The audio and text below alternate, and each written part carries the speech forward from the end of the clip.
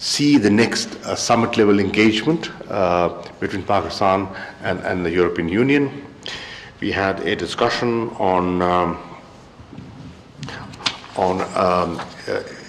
areas of interest to Pakistan.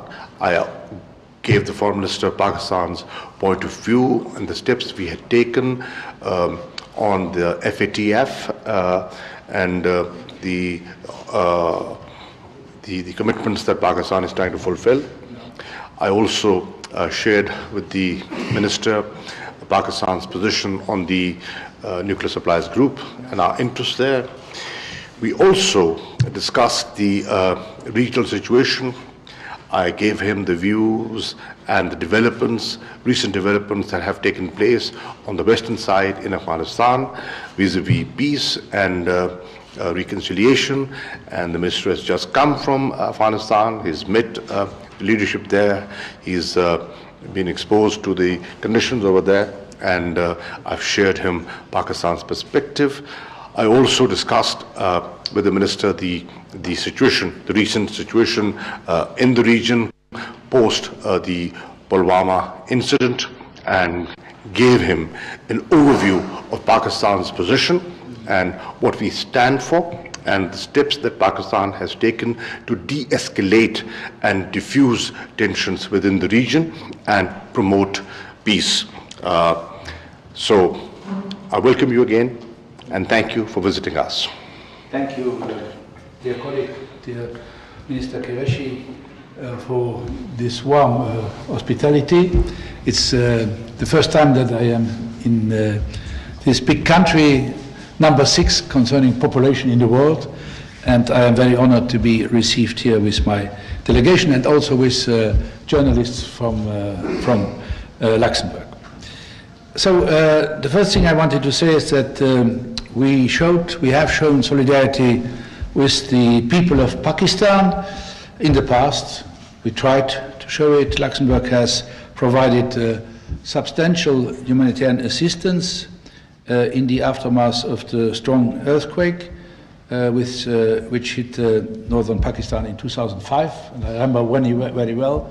It was the year of our presidency of the European Union at this time, and the same response after the massive floods which devastated large parts of Pakistan in 2010. Recognizing the huge burden caused by the significant number of Afghan refugees living in Pakistan. At a certain moment, more than 4.5 million Afghans lived here. Luxembourg has also been supporting the operation of the UNHCR in support of refugees and displaced people in Pakistan. Since 2010, dear colleague, Luxembourg support to Pakistan has reached about 6 million euros. With Minister Qureshi, we have agreed that we can increase and deepen our trade and economic relations in the future.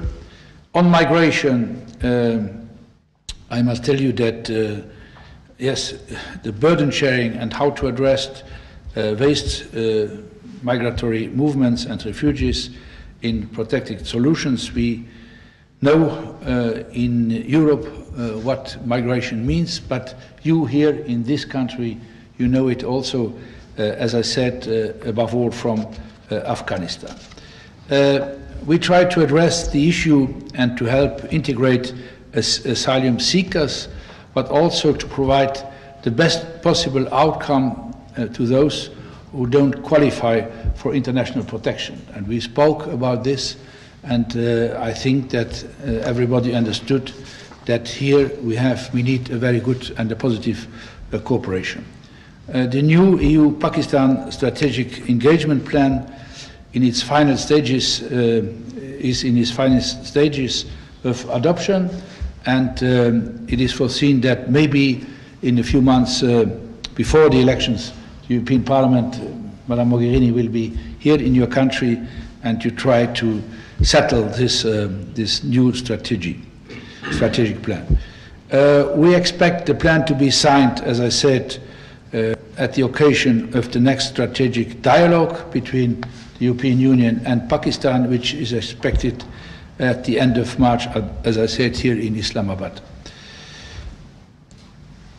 Jammu and Kashmir, the Minister explained me and our delegation his view, and I can only say that the whole international community has expressed serious concerns about the recent dangerous escalation of tension between India and Pakistan following the 14th February attack in Jammu and Kashmir and the downing of two Indian aircrafts.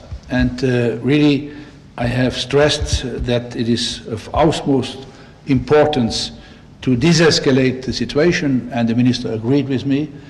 We said both the same thing, and in this regard, we highly welcome the gesture of Prime Minister Khan to return the Indian pilot immediately to India, and I will thank the Prime Minister when we meet later today. The world, I think, is already witnessing too many conflicts. No one wants to see an armed conflict between Pakistan and India. The EU has stressed that it stands ready to strengthen its cooperation and dialogue and on counterterrorism, both India and with Pakistan. On Afghanistan, yes, we just had been in Afghanistan 2 days ago. The most important neighbor, I think, of Afghanistan is Pakistan, and we appreciate the efforts of all international and regional actors who try to bring the conflicting parties to the negotiation table. We believe that Pakistan has a very important influence in this regard, and that this is an historical moment to use its leverage to deliver peace in the region. Dialogue between the Afghan government and the Taliban should start as soon as possible, really to try to find solutions. We have information, many have been in Kabul, that this is an ongoing process in Doha, and really this could bring a radical change if there is a positive result in Afghanistan and also in the interest of Pakistan. So we welcome also Pakistan's efforts to facilitate talks between the US and the Taliban, and I encouraged, if I can say, Minister Qureshi to continue this engagement in support of Afghan peace, which will bring benefits in terms of regional security. On religion, last word, Christians and Hindus make up the largest minority groups in Pakistan, which is overwhelmingly Muslim. We have witnessed that Pakistan's Christians, like other religious minorities in the country, can be the target of escalating attacks in recent years. The EU is concerned that the space for religious minorities might be shrinking, but as the Minister told me, the biggest number of victims are not Christians or Hindus, but are Muslims. So the EU is engaging with the Pakistani authorities on promoting the issue of tolerance between freedom and religion. Thank you. Thank you very much, Excellency. We'll take a few quick questions, Chief, please. The question is for?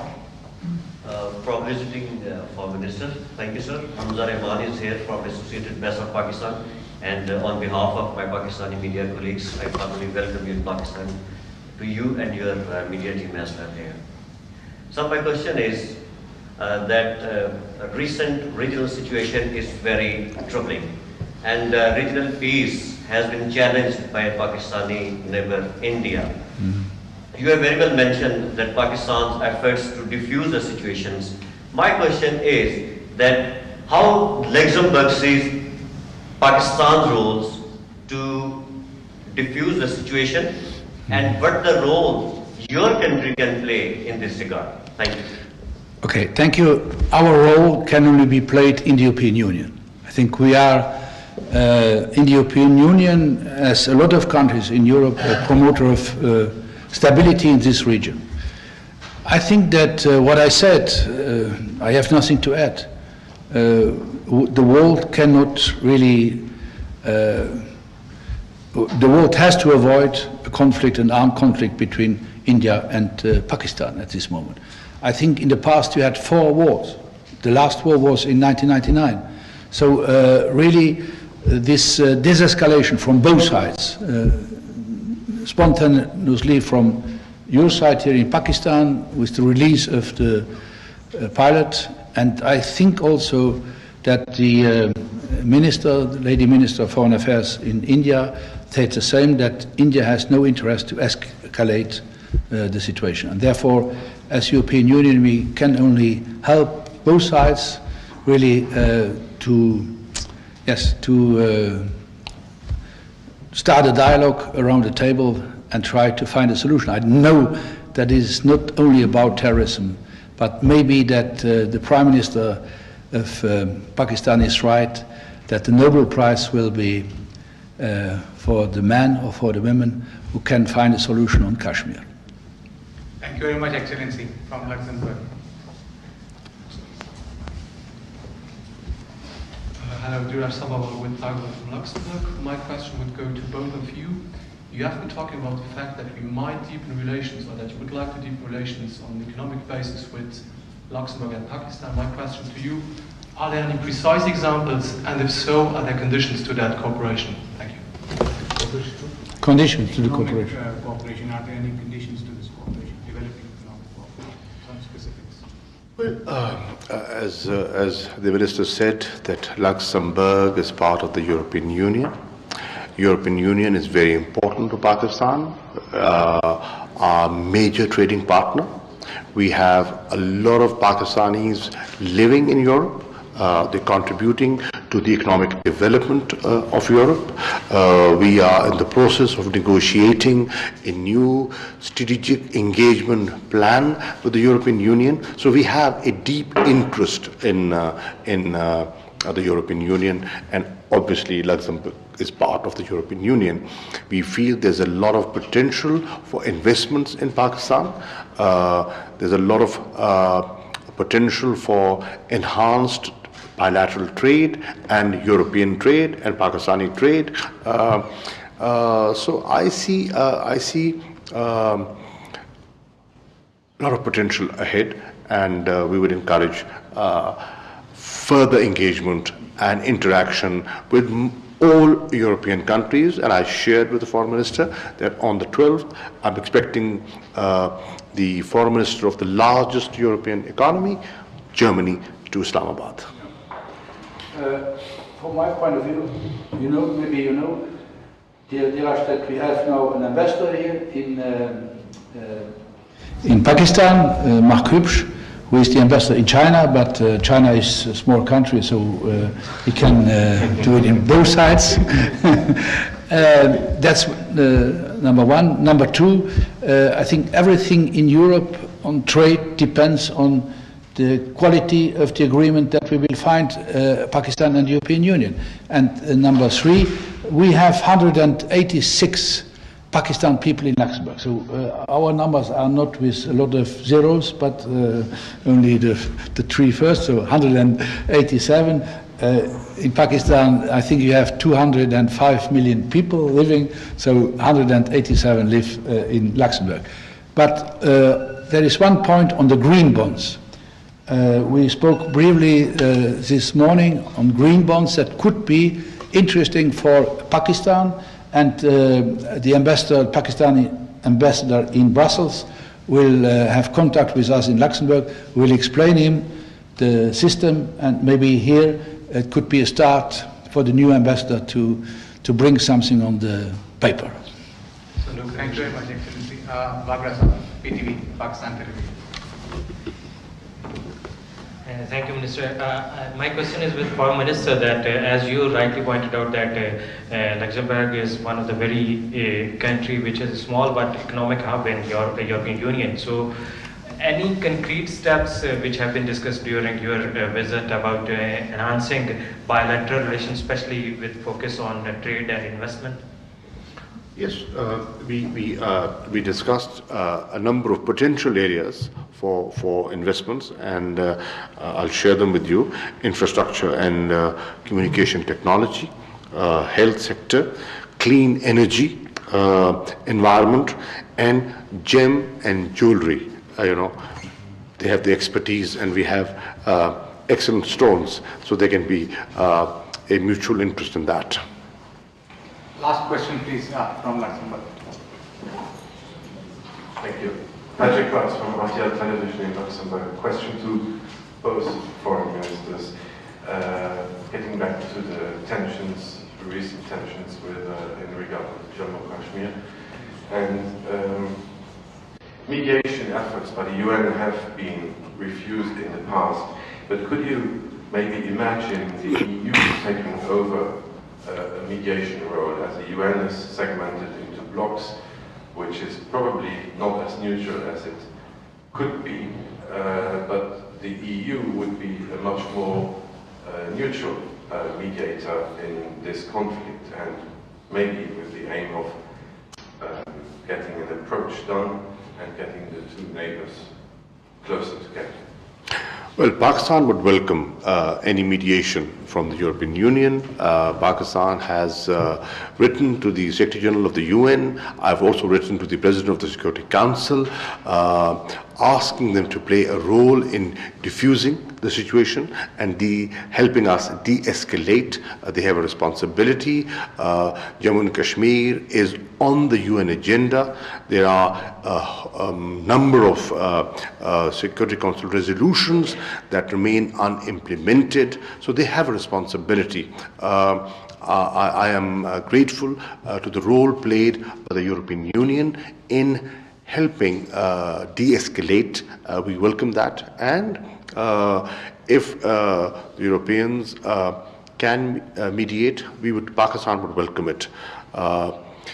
India has always preferred bilateralism, but unfortunately, they have shied away from bilateralism as well. When a third party approaches them, they say, no, we've got to do it bilaterally.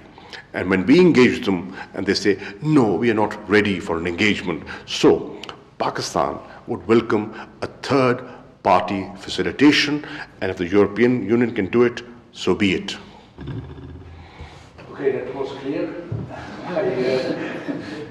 Sometimes, Minister, we have to, in the European Union, we have to mediate between us to find a way. I will think about that. Okay.